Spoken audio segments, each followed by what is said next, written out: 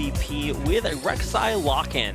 That'll be going up against Elise. This is sort of the El Clasico as far as it comes to jungle champions nowadays. That's a lane that can be a skill matchup, but here comes Rek'Sai up to top. Yeah, this actually was a pretty big mess up by Prophet. He's going down. Oh my goodness, too far out and beyond. You know, Polzayankos grabs that first blood for his team. Be forced to pay here as here comes Faker, positioning as far forward as possible. Will get the lockdown there on Maha, but with MVP piling in after him, I think it's actually a pretty good spot for them to be in. Teleport completed there by Ed, Ian though with a roam down bottom, and SKT forced to blow all their flashes to disengage. Now still looking for something as Wolf gets pinned against the wall. He will not flash to survive and winds up going down. Can't flash there. Out there impacting the map. Here comes Bengi once again, this time bottom lane around the corner. Don't believe he's been spotted out just yet, so he'll get into a great angle there. Flash Cocoon in there on Maha.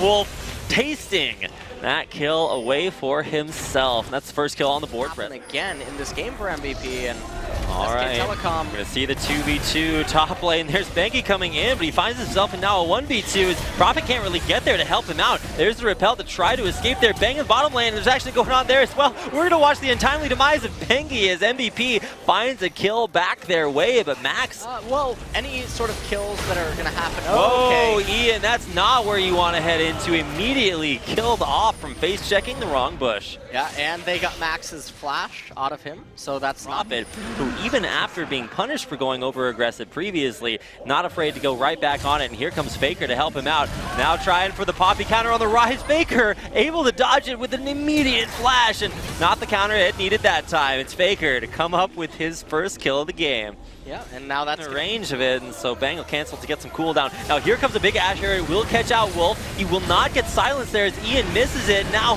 MVP gonna stand on top of that Stranglethorn. It's not necessarily a great spot, but they'll find a kill onto Wolf. Now chasing. Poppy and Malzahar both have 3 or 4 items.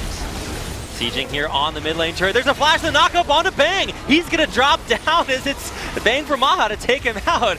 Bengi now taking a decent amount of damage, but Ian has to stay safe there as well. Maha almost dying there at the end, but it's Bengi to come in and get the execute. The execution line on the back line from SKT comes through for 2 more kills, and now MVP, the ones finding themselves being routed. Nice dash over the wall there from Ed to get himself safe. For all of their tanky needs.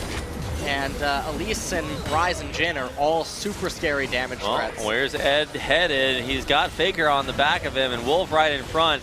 Ed picks up a buckler and stays in there. Maha gets sniped in the meantime. MVP losing 1, now looking poised to lose the 2nd. He'll pass through the gate into the base and stay just barely alive. But Maha getting... Where MVP, they benefit from being grouped up and together. That way the Voidlings have more potency, and there's just chaos happening Returned back to life for another execution there by Bang. It's very active across the map, like you said. So their actions currently, what's the next step here? Okay, well, finding more and more picks. That time, exhaust saving Max's life.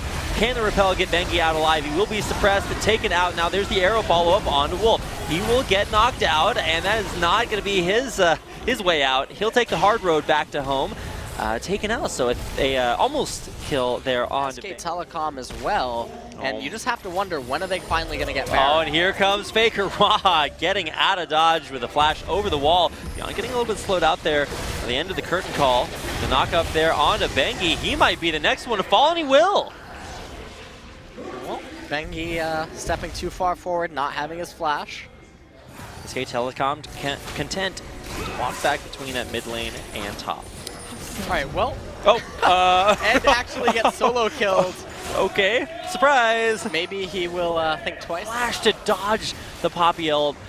Beautifully well played there, and it does depend on the player. Prophet, too good. Beyond now going for a Baron steal. Arrow coming forward. Beyond dropping way too low. Faker in the front line to take it down. He's going to get a flash in. There's the steal for MVP. They take it away. It's the score move to keep them in it, but in the end, Faker's still trying to find more and more picks. They take out Maha. Ed dead from previous. Little bit by little bit, Faker taking pot shots at one Nexus turret. This will be the fight for MVP to try to hang on. Beyond takes the brunt of the damage there. Stranglethorns won't find any knockups there. Prophet jumps forward for a kill onto Beyond, and it's going to be Bengi, the first one to drop Guardian Angel to revive him.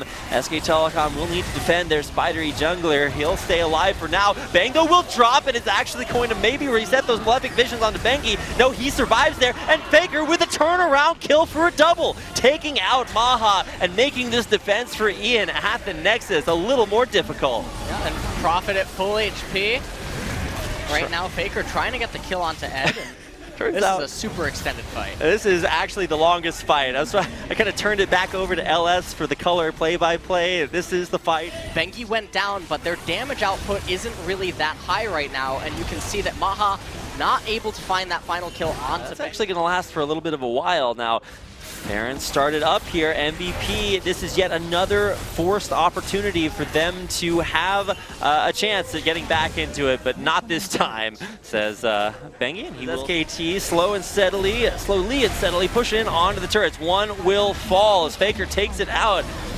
Pressure onto the second one. MVP have to make it, find an opportunity, and they will head to the back line, but it's Beyond who actually winds up dropping first. Faker actually ulting forward to try to get the position and catch more of MVP out. They're onto the fountain, and that is where they will stay. 4 dead, and maybe even Maha next to fall on the fountain. SK Telecom may look for another one, and they will dive the fountain to try to find the last hit. It's going to be a full 5-man ace as SK Telecom take a 2-0 victory over MVP. Yeah, and that was a very clean-cut finish.